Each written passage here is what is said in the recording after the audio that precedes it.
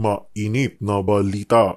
Kapag ka public figure ka, pag ikaw ay public official, sabi nga ng mga ibang pagdidesisyon sa Korte Suprema, huwag kang balat sibuyas. Yes, Bakit kung halimbawa mayroon ng batas na nasasagot doon, bakit pa tayo gagawa pa? Kaya nga sabi ko, magpakaingat na lang tayo. Sila, may mga batas na mga umiiral na. O anong klaseng batas pa yung ang ating ipapasa? Baka mamaya, magkaroon ng prior restraint. Aha. Oh. Lalabag na sa saligang batas. Nalalabag na dito. Ay sabi public officials tayo.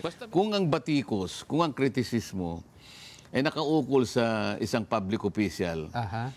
ay wag nang magbalat sibuyas kasi ito talaga yung tuntunin na nakalatag sa mga naunang pagdidesisyon ng Korte Suprema. Sabi nga natin dito, masyadong nag-aalala ang ating mga kongresista sa fake news. Bayaan mo ang taong bayan ng magpapasya. Hindi ikaw yung mag-feed sa tao kung ano ang dapat nilang isipin at ano ang dapat nilang gawin. Kung ano ang dapat nilang maging opinion, di ba? Mukhang mali yun. Mali, Parang diktadorya na yung yan. ating ginagawa.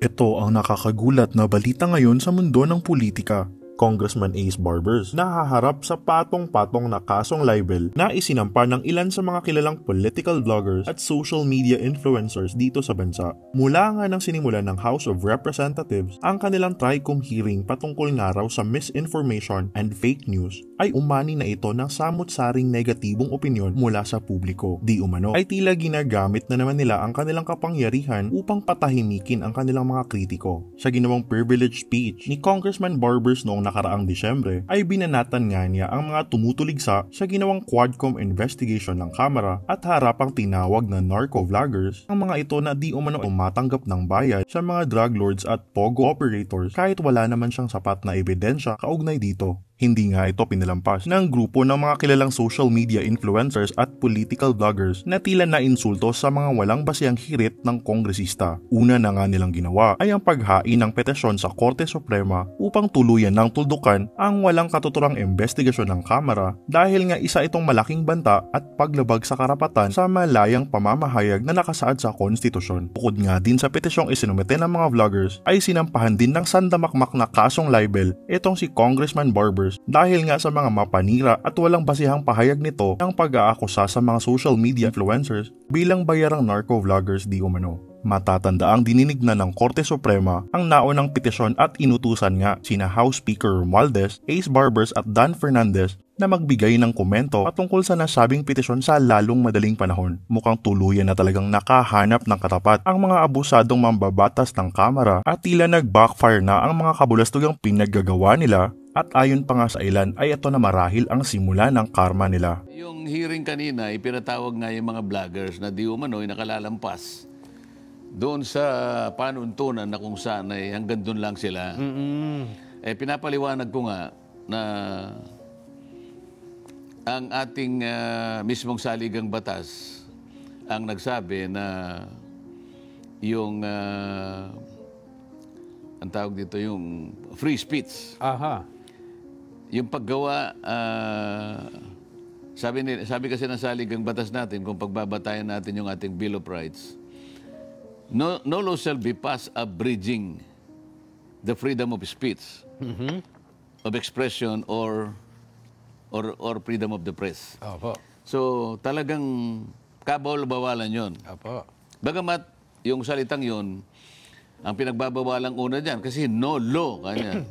Ibig sabihin, mambabatas ang Kongreso. Ngunit, isinaalang-alang naman ng ating saligang batas yung iba pang mga interest na dapat balansehin, yung mga interest ng lipunan. Katulad ng national security, di ba? Yung public order. At saka yung karapatan nga ng taong bayang maapektuhan noong pagpapahayag. Ngayon, ang isa pang qualification nun, sabi ko, pagka yung pagpapahayag, pagka yung kritisismo ay directed sa manggagawang gobyerno, public official, o public figure, nang sinasabi nga doon kung lalong-lalo na kung ang pinag-uusapan, ang pinagmumulan ng kritisismo, ay maaaring maklasify na public issue. of public interest, ay yun ay talagang kung tutuusin mo ay kalasag, parang hadlang para sa mga batas na kung tawagin ay nagpaparusa ng libel, ng defamation, ng slander. Apo. Kasi nga ang talagang babalansihin mo yung karapatan ng isang tao na maproteksyonan ang kanyang integridad sa isang banda at yun namang karapatan ng publiko na makaunawa ng impormasyon o makarating sa kanyang impormasyon. Apo. Yun naman ang isang on the other hand, ano? Yun ngayon ang talagang babalansihin mo. Binabalanse. Kaya ang naging tuntunin nga kapag ka public figure ka, pag ikaw ay public official, sabi nga ng mga ibang pagdidesisyon sa Korte Suprema, huwag kang onion skin. Huwag kang balat sibuyas. Yes, oo. Oo. Sabi nga nung chairman, anong jurisprudence ba yung unang binasa mo? Matagal na pero landmark. Aha. Ibig sabihin, kahit na matagal na, hindi naman pinapalitan sapagkat relevant pa rin hanggang sa ating panahon. Umiiral pa rin, ano? Kasi kanina, Nelson, binasa ko yung landmark case ito na Yan. sa ganon, sapagkat ang sinisiyasat ay yung nakikita nilang parang paglampas sa guhit ng propriety, yung mga nagbablog, maraming nasasaktan, ganito, ganyan. Opo. So, yun ang dahilan kung bakit pinatawag yung inaakala nilang medyo kalampas-lampas na, medyo kasobra-sobra na, na mga batikos at mga komento ng mga nagbablogs. Aha. Binanggit ko itong landmark case na ito, Nelson. Yan. Ito'y panahon pa ng kopong-kopong talaga. Pero landmark, ibig sabihin, hindi pa naman nire-reverse ng Korte Suprema. Ibig sabihin, yung kanyang relevance, hanggang ngayon, ay applicable pa. Okay. Ito yung United States versus Bustos, 37 Philippines 731. Kasi yung mga recent na libro ng Korte Suprema, iskra na ang tawag eh. Iskra, Supreme Court reports annotated. Pero pag sinabi mong Philippine reports, Ba? ito'y pre-war ito. Wala pa palang iskra dyan. Oo. Ang nakalagay doon nga, ang sinasabi, huwag kayong masyadong manipis. Yang batikos kanya ng public sa inyo ay parang scalpel kanyang ganun eh. Masakit yung scalpel, matalim yun eh. Ngunit ang yung pansalag mo doon kanya, yung parang meron kang balm na mag-a-assuage ng sugat mo sapagkat ikaw kanya malinis ang konsensya mo.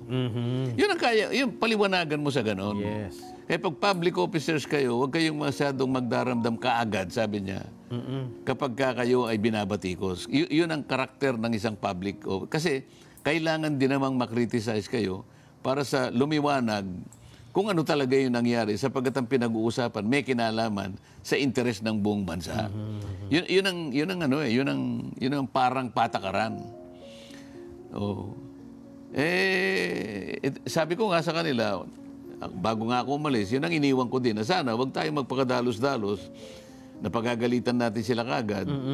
Mga public servants tayo, huwag lang kako yung ganito. Yun. Na kapag tinatanong mo naman, asan ba yung basihan? Hindi man lamang niya masabi kung ano yung basihan niya. Basta na lang siya magtatago sa kanyang opinion. Abogado pa naman kako.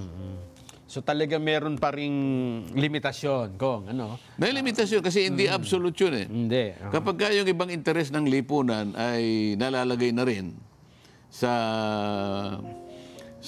issue, katulad ng public order, public morals, public safety, ay kinakailangang balansehin mo yun. Sa pagitan naman ng kailangan ng tao, yung impormasyon, at kailangan niyang maproteksyonan ang kanyang reputasyon, babalansehin mo din yun.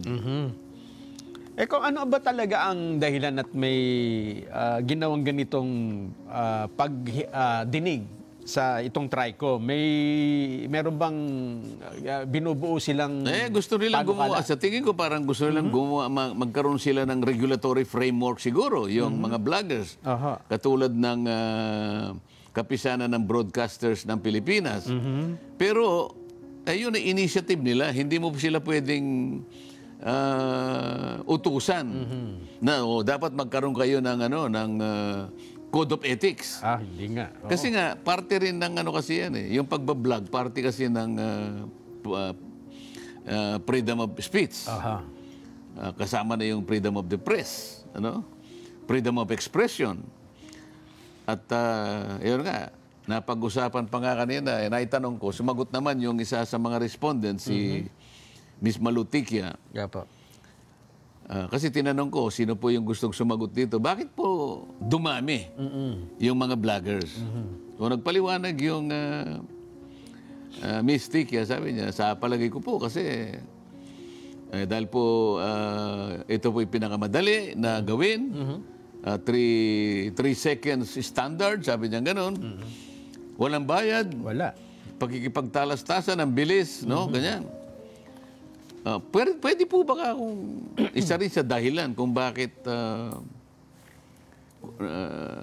dumami sila ay dahil hindi nila mapagkatiwalaan yung mainstream media na kung saan ay hindi nila nakukuha yung talagang accurate at tama kakong reporting.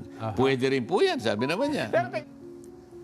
Yung pagbibigay mo ng limit doon sa karapatan, sa free speech, expression, or press, pagkaingatan mo yun sapagkat matibay ang karapatan na nakasulat sa ating Bill of Rights. Ayun nga po eh. Na ang sinasabi, Article 3, Section 4, no law shall be passed abridging the freedom of speech, of expression, or of the press, or the right of the people peaceably to assemble and petition the government for redress of grievances. Malinaw ito. Ito ay saligang bato. Di ba? Constitution ito. Ngayon, kapag nagpasa ka, baka ang mangyari, ang kabawal-bawalan yung tinatawag na prior restraint. Restraint. Yung prior restraint kasi, hindi siya makakapagpahayag kasi meron ka nang itinakda doon na pagbabawal. Fundamentally, ito ay labag sa saligang batas. Yung iba nakakapagkamukha ngayon, nag-vlog sila, nakagawa ng gano'n, pero merong subsequent punishment naman yun. Either pwede kang mademanda ng libel, pwede kang mademanda ng slander, ng defamation, yung mga paninirang puri. Bakit kung halimbawa meron ng batas na nasasagot doon, bakit pa tayo gagawa pa? Kaya nga sabi ko, magpakaingat na lang tayo kung meron naman kayong redress, kung meron naman kayong paraan, kung paano mapoproteksyonan ang puri o reputasyon na maaaring naapektuhan sa ginagawa nila. Kaya na lang natin sila. May mga batas namang umiiral na. O anong klaseng batas pa yung ang ating ipapasa? Baka mamaya, magkaroon ng prior restraint. Lalabag na sa saligang batas. Nalalabag na dito. Ay, sabi nila, hindi absolute. Tama, hindi absolute. Kaya lang, public officials tayo. Na ang sinasabi sa isang doktrina, sa isang kaso, ito yung kaso ni Art Borjal versus CA, kapag ka ikaw ay public official at ang pinag-uusapan ay malalagay doon sa kondisyon na ito ay public interest, magiging public discourse, ay hindi mo siya basta-basta kaasuntuhan. Parang exempted siya doon. Ito yung doktrina ng fair comment. Basta meron siyang pinagbasihan, nandun nandun maglalaro basta meron siyang pinagbasihan. Maring yung pagkaka-interpret niya mali, pero meron siyang actual na pinagbasihan. Merong isang, aywan ko lang, kung ito bang panukalang ito ay seryoso. Kung narinig na nila to. Kung ito ba narinig nila, mga kababayan, nasaan na ba yon? Meron kasing panukala si Congressman Robert Ace Barbers doon sa mga naging siya chairman ng TRICOM at doon sa pagdinig kahapon, isa sa lumutang na panukala ay panahon na raw para magkaroon ng prangkisa, franchise. Kuya Benny o mga vloggers, influencers ng ginagawang hanap buhay ngayon ay ang social media. Pakinggan niyo po ito at pwede kayo mag-react. Sapagkat mukhang panahon na raw para ang mga vloggers ay magkaroon ng prangkisa. Seryoso ba talaga ito? Totoo ba yan? Yun nga ang iniisip kong mabuti. Meron ba tayong voice clip nito o ano? Sabi niya, I think it would be best if this social media platform secure a legislative franchise in this Congress. Yun ang internet, di na nila mabigyan ng prangkisa. Gaya niya, nag-ooperate dito ang Facebook, nag-ooperate ang Yahoo. Ang daming kumpanya nag-ooperate dyan sa internet na hindi nga nila mabigyan ng prangkisa, na hindi nila ma-regulate. Yan pa kayang mga vlogger, sa dami niyan, paano mo ma-regulate yan? Baka naman yan ay lumabas na suppression of press freedom na naman. Yun nga, iniisip ko dito, alam mo, ako vlogger, influencer, ako ba mag-a-apply ng prangkisa o yung YouTube, Facebook, ang mag-a-apply ng prangkisa? Dapat yun eh. Kasi sila yung may-ari nun. Alam mo, mag-a-apply ka ng prangkisa kung ikaw may control. Oo, tama. Kasi yun ngayon tatama ka. Tama. Kay mga istasyon ng radio, TV, di ba? Gaya niya, YouTube. May control siya sa lahat ng content niya. Yung kailangan kumuha ng prangkisa. Pero bakit naman yung vlogger ang kukuha ng prangkisa? Ito, pakinggan natin yung balita para magkaroon tayo ng idea, mga kababayan. Isinusulong daw po ni Congressman Robert Ace Barbers ang isang batas na magpapataw ng prangkisa sa mga social media platform. Upang mapigilan ang paglaganap ng peking balita. Ayun, yung platform. Tama, yun. Yung Facebook, yung Twitter, yan pwede yan, gawa ng prangkisa. Di ba? Dahil nga naman, nag-ooperate kayo ng business dito sa Pilipinas. Nag-apply sa Pilipinas. Tapos, isipin mo, gaya nung minsan na nakokontrol na ng makakaliwang puwersa, yung Facebook. Ay, totoo, no? Diba? Tama, pati yung fact-checking nga, makakaliwa ang may hawak. Kasi ngayon, aminin natin o hindi, ang Makabayan Black na wala na sa Congress, unti-unti na nawawala, di ba? Mukhang isa sa mga pinapasok nila ngayon ng social media. Yes. Di ba? Ang problema, yung mga fact-checker natin dati, yung banat sa gobyerno, hindi nila pinipigil. Yes. Pero yung gobyerno, pag gumante, putol agad yun. Kaya lumalabas na yung gobyerno ang masama at mabuti. Yung kaliwa. Mukhang hindi ata tama yun. Ituloy ko po Ayon po kay Kong Ace, ang hakbang na ito ay magbibigay daan sa tamang regulasyon ng mga platapormang ito sa bansa. Sa isang pagdinig po kahapon ng TRICOM, sinabi ni Barbers na nais nilang tiyakin na hindi lamang ang mga plataporma ang kumikita, kundi pati na rin ang pamahalaang Pilipino. Dagdag pa niya, kung ang mga plataporma ay may prangkisa mula sa gobyerno, magiging saksi sila sa mga regulasyon at patakaran na ipatutupad sa ilalim po ng batas. Sa pagdinig, pinanong po ni Kong Barbers ang kinatawan ng YouTube tungkol sa aspeto ng pananalapi ng social media. Sabi niya, nabanggit na natin kanina ayon naman kay Attorney Yves Gonzalez, ang YouTube ay nagbabayad po ng buwis sa Bureau of Internal Revenue, BIR. Milinaw din niya na ang mga lokal na entity tulad ng Google Philippines ay hindi direkta nagpapatakbo ng YouTube. Kaya't ang buwis na binabayaran nila ay para lamang sa lokal na entity at hindi sa kita mula sa patalastas po ng platform. Ang mga hakbang na ito ay bahagi daw po ng pag-isikap ng mga mababatas tugunan ang issue ng disinformation at peking balita sa social media. So, ang gusto ba ni Kong Ace ay yung mismong platform. Yung YouTube, yung Facebook, yung Yahoo, yung mga yan, yung TikTok.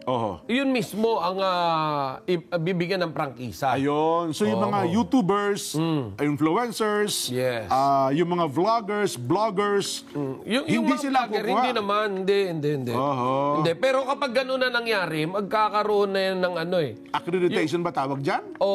Accreditation ng YouTube ang magbibigay sa kanila. Okay, gaya niyan, yung the mere fact na pinayagan ka ng YouTube na mag-post sa kanila, that's accreditation already.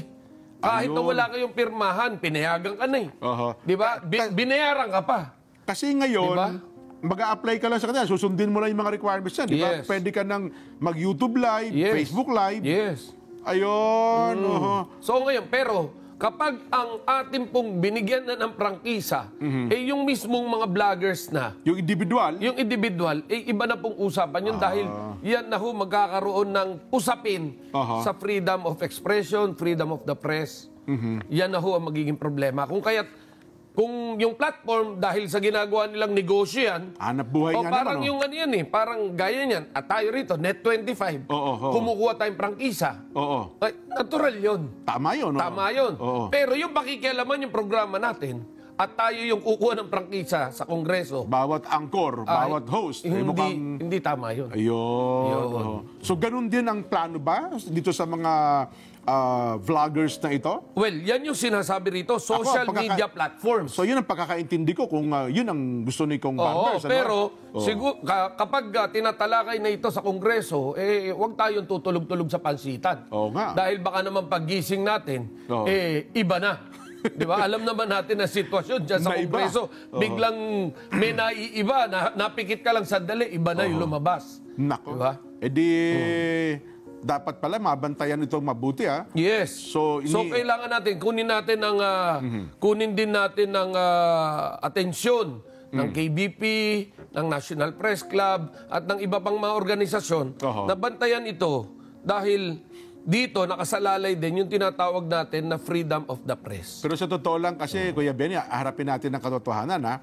Sa pag-usbong ng social media, biglang dumami ang mga broadcasters ngayon, ha? Tama. Broadcasters na, Pero, quote-unquote. If we will look at the positive side of it, marami na magagaling din pala Yes. na mamamahayag na hindi man nakapagtapos ng journalism, hindi man lang nakapagtapos ng broadcasting, kagagaling. Totoo. Diba? At sila yung nagiging instrumento ngayon sa mga tunay at tamang balita na marinig natin. Dahil alam naman natin, nakaramihan din sa mga media entity, merong mga kapitalistang nasa likod, mga milyonaryo na ang pinoprotektahan yung negosyo nila. Sariling negosyo. Diba? Totoo naman yan. Ngayon, if that is the situation, at least meron tayong mangilan-ngilan na nakapupuwing na nagsasabi ng tama at totoo. Yeah. Pero ang problema, marami rin yung nagsasabi ng hindi tama at hindi totoo. Yun naman siguro. Kaya yun ang kailangan bantayan din natin. Ako naman, Kuya Ben, sa punto na yan, diyan naman siguro gumagana dapat ang freedom of choice. Tayo, bilang mga manonood, makapamimili tayo ng programa sa TV, sa radyo, na ating susubaybayan. Kung influencers naman, siguro mamili din kayo. Di ba? Tsaka, itong pansinin lang natin, no? Sa ating pong mga tagapanood, bakit nagtitiwala sa ganang mamamayan ang ating mga tagapanood? Dahil nakita nila yung kredibilidad ng ating pagsasalita rito. Totoo. At ng ating inihahayag na pawang katotohanan lamang. Walang takot, talagang sinasabi natin kung ano dapat sabihin, at paktual. Totoo. Okay? Yung iba naman, na nakikita nyo namang too good to be true. No? O imposible. Totoo. No? Bigla ba naman maniniwala kayo? Huwag ganun. Di ba? Ang totoo, di ba, sa media naman, sa broadcast, ang ating practice diyan. Tayo, tagapagtanong, tagapaglahat ng balita, bayaan mo ang taong bayan ng magpapasya. Hindi ikaw yung mag-feed sa tao kung ano ang dapat nilang isipin at ano ang dapat nilang gawin. Kung ano ang dapat nilang maging opinion, di ba? Mukhang mali yun. Mali, parang diktadurya na yung yan. ating ginagawa noon. Kung kaya, sinasabi nga natin dito, masyadong nag-aalala ang ating mga kongresista sa fake news. No? Ang sinasabi lang po natin dito, ang fake news po, makalusot ka ng isa, sinisiguro ko hindi ka na makakapangalawa at pangatlo. Kasi mahalata ng tao. Di ba? Mahuhuli po yan. Siguro, ang kailangan po natin palakasin, yung cybercrime divisions natin or offices natin. Yung anti-cybercrime. Di ba? Yung CICC, CIDG, sa police, NBI. Sa NBI, di ba ho? At yung ating DICT, yan. palakasin po natin yan. Dahil hanggang sa kasalukuyan, wala ho tayong nakikita na nahuhuli na nagpapakalat ng peking mga uso-uso ngayon yung troll. Ayan, ako yung troll farm. Yung troll farm. Meron na bang nahuli na may troll farm? Na nag-ooperate ng troll farm, ano? Na ipinagkakalat na si Kuya Jen hindi gwapo? Ayan. Oo, kapag ganyan talagang dapat hinuhuli yan. Di ba? Wala silang katibayan dyan. O yun, di ba? Libelous yun. Yun, oh. Oo. Ngayon, may nahuli na Pero bang alam ganyan? nilang meron nun, ha? Oo. Alam nung mga kababayan natin. Alam talaga. Oh. Ngayon, ang tanong po natin sa gobyerno, sinasabi nyo na may fake news. Ano ang ginawa nyo kontra fake news? Dadalhin nyo sa Kongreso? May batas ho tayo eh. Oo nga. Di ba? Mayroon tayong malayong pamamahayag, pero meron hindi ho absoluto yun. Hindi absolute yung yun. Lahat ng kalayaan na Oo. yan. Kailangan i-enforce lang natin yung batas. Oho. Di ba? Hindi kailangan kada konting problema, kada konting kibot, kailangan dalhin na natin sa Kongreso at investigasyon kagad. Kapag sa Congress, grandstanding kasi nangyayari dyan eh. Hindi, well, in fairness sa iba, in aid of legislation, pero marami din po dyan sa mga yan ay talagang iba, grandstanding din naman talaga. So siguro, ang dapat yung dikdikin dyan, gaya niyan, ang PNP, ang mga enforcement po natin, bakit hindi nyo ipitin ang budget nila para lang gawin nila ang trabaho nila? Iyon ang pinakamaganda, di ba? Yes. Kapag gano'n na nangyari, o sige, huliin yan. Kailangan matigil yan. Kapag natigil yan, dadagdagan namin yung budget nyo para lalo lumakas ang ahensya nyo. Ganon dapat Yun ang, kaya nga nalungkot tayo eh. Mukhang itong isa sa layunin para buuin ng DICT para palakasin yung ating yung protection sa cybercrime. Di ba nga, ang Pilipinas, meron tayong tinatawag na firewall, di ba? Yes. Buti pa ang China, may Great Wall. Tayo, wala. Berlin Wall, meron na sila. Di ba? Tayo, walang, kumbaga, tayo, prone to attack. Lalo na ng mga hacker. Nako, yun ang sana ay maabot natin, pataasin natin yung, aminin natin o hindi, mukhang malaking kabiguan ito sa part ng DICT. Sabi lang nila, napababa na po namin, napaliit na po namin. Pero magaling ang ating sekretary ng DICT. Well, diba? sana nga. Si Ivan. Magaling si Ivan. Pero ang sinasabi nga natin, kung hindi siya tutulungan ng mga tao sa baba, abay mahihirapan ang sekretary natin. May balita nga ako, plano na rin siyang paltan, Kuya Benny. Naku. Mukhang hindi daw nasisiyahan sa performance niya. Ano bang performance ang gusto nila? Hindi ko alam kung anong performance ang hinahanap nila. Siguro kailangan mag-aral na rin siya ng SEO na apat-sapat. Tinawagan na ako, baka daw ako papalit. Hindi ko alam. Anyway, ilatag na.